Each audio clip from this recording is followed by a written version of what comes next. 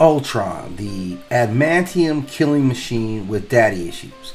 And that's essentially what Ultron is. Like, at the core of his issues, he's everything Freud talks about, but in a titanium armor. His entire psyche revolves around his father, how much he hates his father, Hank Pym, or Ant-Man, Giant Man, and later on this Oedipus-like fixation with his mother, which he would project upon the Wasp. And he's created from Pym's brain patterns as his template, which was the main problem to start this whole thing off. Because what he passed along to Ultron was a bunch of human neurosis, insecurities, rage, but it's all trapped in this mechanical body. So he's a machine cursed with humanity, and he hates that fact.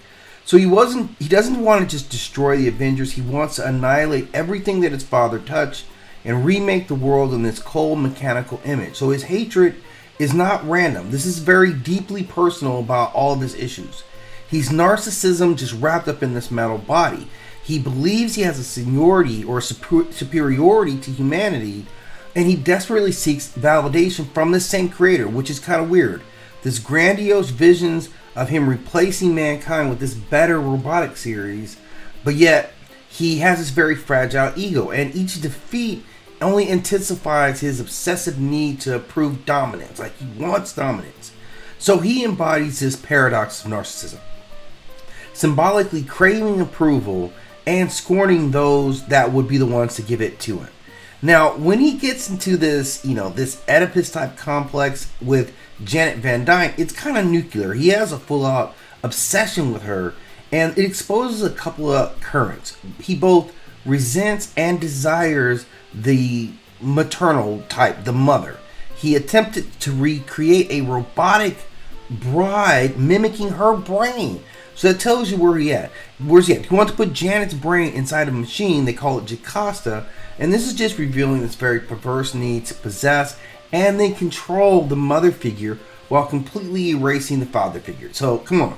That's telling me a lot about you, Ultron, right there. So, while many other villains in this world have nuances of a moral code, Ultron is not that at all. He completely represses all that. He's completely a psychopath, amplified by circuitry.